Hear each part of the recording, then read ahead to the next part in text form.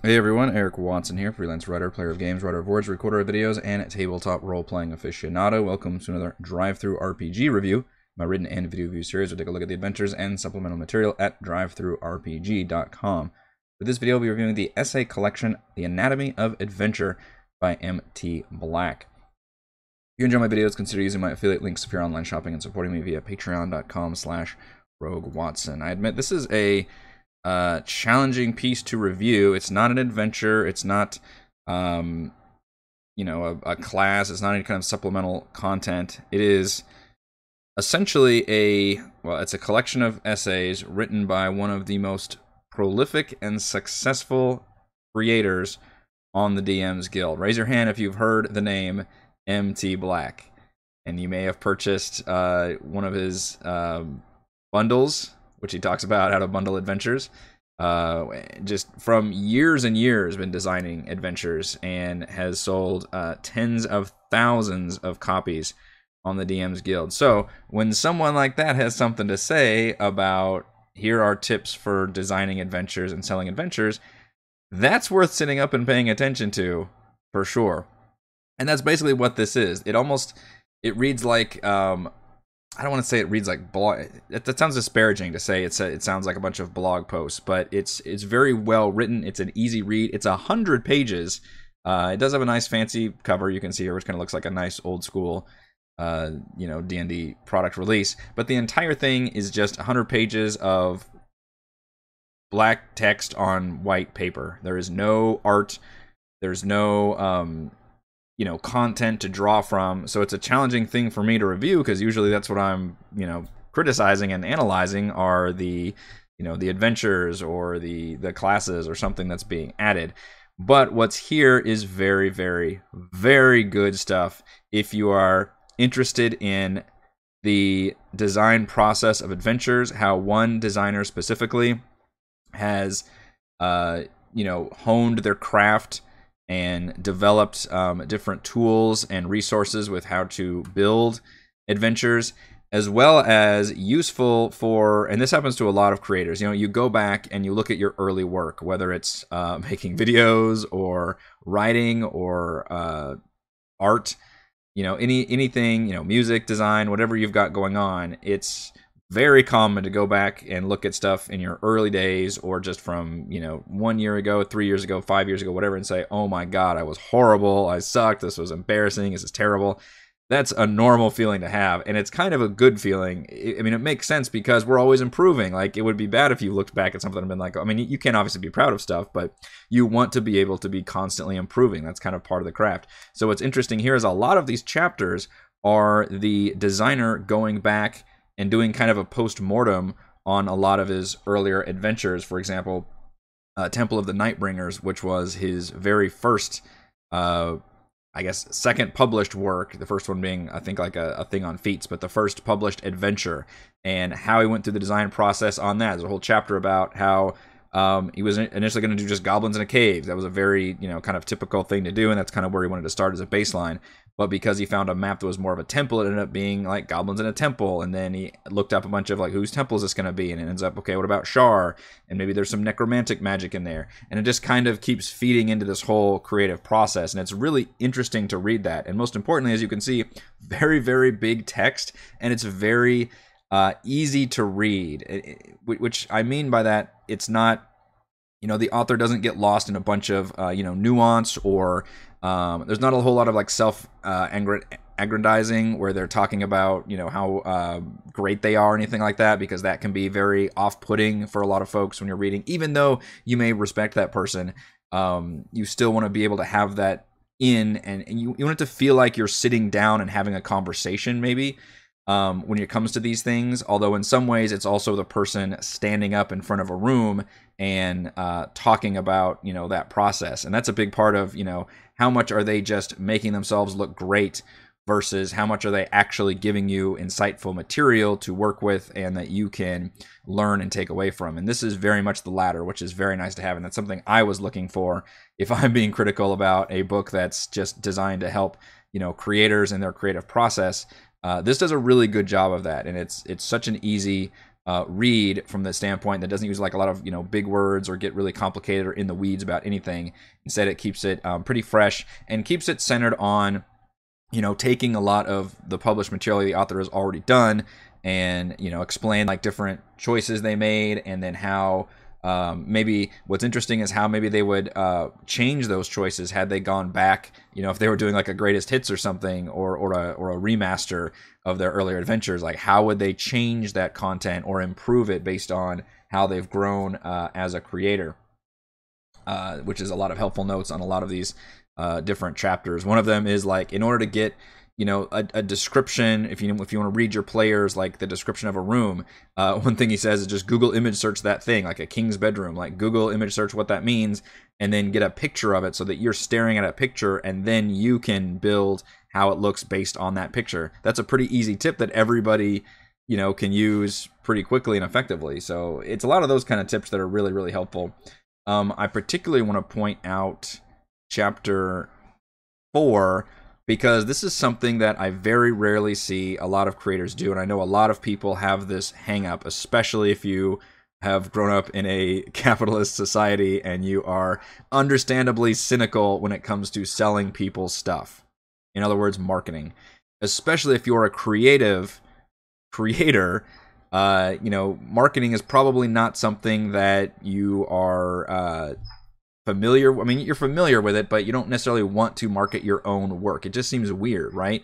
Like, you already got the creative process, you want to just put it out there, and you just want the success to come. But that's usually not how it happens. And this is probably the best chapter here, because this is something that you can read other tips on, adventure design. And I mean, and the author does point out the Dungeon Master's Guide is obviously a very underutilized resource that a lot of us own, but rarely just look back and look through.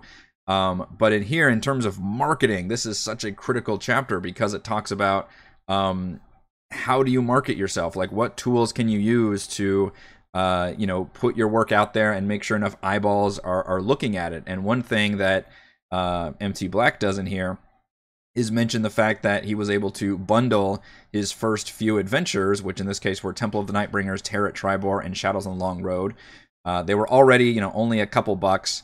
In fact, he says selling them for $1.50 each at the time, and the Tribor trilogy, which would include those 3 adventures, would sell for $3, which, yeah, all of this is way too cheap. Don't undervalue yourself, please. Giving the buyer a 33% discount. So what does that mean? Because you're undercutting your own products by bundling it together. That's part of what a bundle is, but what does that look like sales-wise? And I love that the designer actually put in the sales numbers, which people rarely like to talk about this stuff. And it makes it hard for folks that really don't know that information and where to get started. In this case, tripled his income because of the bundle. Even though technically the individual sales did go down, the bundle more than made up for it. I mean, raise your hand if you bought MT Black's like Complete Adventure Collection or whatever it's called. That's got like a dozen adventures on there. Like, it is one of the best selling, and it mentions on, the Complete Adventures of MT Black in 2016 for like $10. And then it became the #1 product on the DMs Guild for 6 months and has sold nearly 10,000 copies. That's, I mean, Adamantine, I believe, is just 5,000 plus. So you're talking about one of the best-selling products on the DMs Guild because he bundled all that together. And he mentions, which, by the way, if you've gone to any of MT Black's DMs Guild pages, you've seen this before, where it's got like that list of the nice... it has the description on the page, and then below that it'll have all the different cover images of all his previous adventures linked up and with links to them. And he said, hey, I did all that myself before it became kind of a common thing to do for everybody.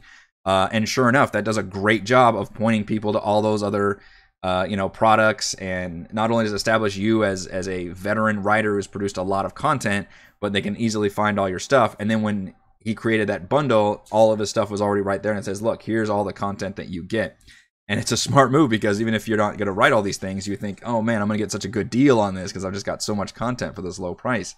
And it's just was an insanely good seller. So I think I really wanted to focus on this because, a lot of people can write, here's helpful adventure design tips, and that is very good to have. And this is part of that's mostly what this book is, but this chapter on marketing is so important to know, and it's something that I feel for folks too. It's very it can be off-putting because a lot of us are cynical about wanting to sell people stuff, and hit that like subscribe button that I try not to do, although I'm always plugging the Patreon because that's my self-marketing.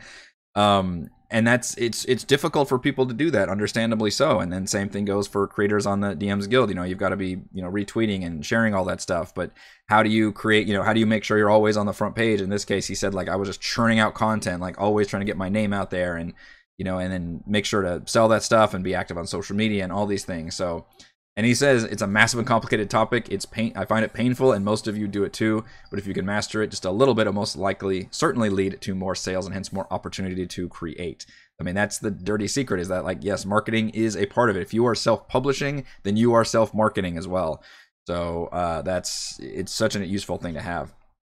Otherwise, it's a whole lot of tips on adventure design for the whole rest of the thing. We do get that post-mortem on a lot of the works that he's already created, a lot of the early dungeons, which is very helpful. But he mentions just a lot of fun tips, like how to create, in Chapter 5, the dungeon is a toy, how to create interactivity without just lacing every room with, monsters and traps, but include things like, touching a sword casts a spell on the players, or, having puzzles or secret doors do a good job of that. Just make sure the players can walk in and touch things and have fun with it. Don't just make it a theme park ride where you're just kind of sitting in your chair in the Haunted Mansion and going through and looking at nice stuff. That's fun, but we're playing a game. Let your players get their hands on things and have those things respond in some kind of cool, fantastical way. So I think that's really, really good tip to have. Chapter 7 includes a lot of game designers and their thoughts on how to make good games, specifically player choice, which is obviously a huge part of tabletop RPGs. You want to give your players the choice, and the trick here is not to obfuscate that it's a choice. So maybe on the DM standpoint, they're thinking, oh man, the players just made this big choice. But if the players don't know, then did they actually make a choice there? Which is a good concept to have, and then make sure they know, like, the choices they make. And then one thing that I've seen a lot in a lot of game design, because it's hard to design games with player choice, is you create a branching path, and both those paths simply lead to the same end. And video games are like that too in a lot of ways, because you need your players to make it to a certain state that you can prep. But in tabletop RPGs, you can kind of open that up a little bit more. And this mentions the fact that, hey, maybe create those branching paths with multiple branches, or at least have different avenues, to each one. There was a funny, he brings up a really funny reference to, I think it's the Tyranny of Dragons one, where you fight the half dragon, and it mentions the fact that if you actually defeat him, then later on in the adventure, like, his twin brother shows up, and it's the same kind of fight. And it's like, well, this wasn't a choice at all then. This didn't, because the game, like, didn't seem to care that you even did that, just replaces it with a different character that's the exact same. So that's a funny issue that, that we didn't reward the players for making a choice there to actually fight that half dragon, for example. So really, really good tips on just things that, a lot of you probably know, but it's still good to refresh yourselves on, which is the exact same thing behind the Dungeon Master's Guide, which everybody says, hey, read the DM's Guide again. A lot of this isn't just pointing to stuff that you would get in the DM's Guide. A lot of this is insightful information that you would get from a veteran game designer who has had a lot of success and has learned along the way as well. And then the final chapter is basically like, oh yeah, and also make sure to steal plenty from, good people. Steal from me, for sure. And steal is obviously a tricky word, but you don't want to plagiarize, but you want to be able to draw inspiration from the content that you are consuming. And that can be even, like, you're going to take classic stories like fairy tales or Wizard of Oz or something and include that in your D&D campaign, or maybe characters from a movie or a TV show that you really like. Include those characters and maybe just tweak them a little bit. Or, what's the classic, way to describe a story is like, it's like this, but with this. You're combining things, you're switching things around. Maybe it's we've designed Jurassic Park, but it's with owl bears or something. It's just little bits of twist there, and the players, and I think that especially works well in tabletop RPGs, because your players can be familiar with the base content that you took, and then they can turn it to their own and have fun with it. They can be involved with it and instantly recognize, okay, I'm in this world, I'm in this recognizable story or these characters, and I'm having fun interacting in that space. Just really, really great tips throughout that I appreciate, even though it has a complete lack of art, which is a huge bummer. It's obviously easy to print, I guess, in this case. I would think that even though, yes, it's supposed to be a collection of essays, and it's not supposed to be a big, fancy product with stuff that you're trying to sell people on art, But the author could have at least included their own content here, which would have been very, very useful, especially because a lot of these chapters are purely about dissecting those earlier adventures. Like, why not include art from Temple of the Nightbringers? Because you're talking about that. So include like little, pages of layout and dungeon map or something so I can reference that rather than just being at all. I mean, it's such a good read, and it doesn't technically need the art to get all these points across, but I think it would have helped elevate this whole product to be able to include those references, and especially because the author's got this huge library of content to draw from that they could throw in here. Maybe there's some, I assume there's some issues maybe with using like art that you used in a product on the DM's Guild, and this is technically on DriveThruRPG, so maybe there's some issues there, but I would have liked to see some form of art or something in here in order to help elevate this book. But as it is, I think it's a really good read. There's tips on how and where to use the Dungeon Master's Guide content, how to market your products, how to design good adventures. In this case, the adventures that this designer likes to design are very much traditional D&D adventures, which is usually based around a dungeon crawl. So if that's the kind of adventures which a lot of us love, I am one of them. This is going to be a very useful book to have. And if you just want to read an essay by, again, one of the most successful designers on the DM's Guild, this is a very, very helpful collection of essays to absorb. So let's go over my pros and cons for the Anatomy of Adventure. Pros: tips on designing adventures and dungeons, and how to utilize the Dungeon Master's Guide. Yes, you can say, hey, just read the DM's Guide, but he doesn't do that. He says specifically, here are specific rooms to look at in terms of using Appendix A to actually build different rooms. And later talks about like using story cubes in order to like change, NPCs in different ways. Just give them a little bit of a personality or a twist or something. These little bits and pieces of tables for encounter building or for dungeon room building are so useful that we tend to not think about them.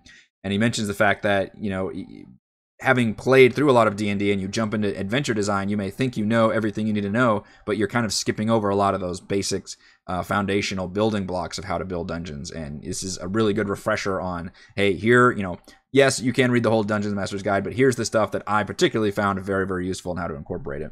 Pros: insightful postmortem on the designer's early adventures. You'd especially get a huge kick out of this if you have played or read through those earlier adventures that you can see on the DM's Guild.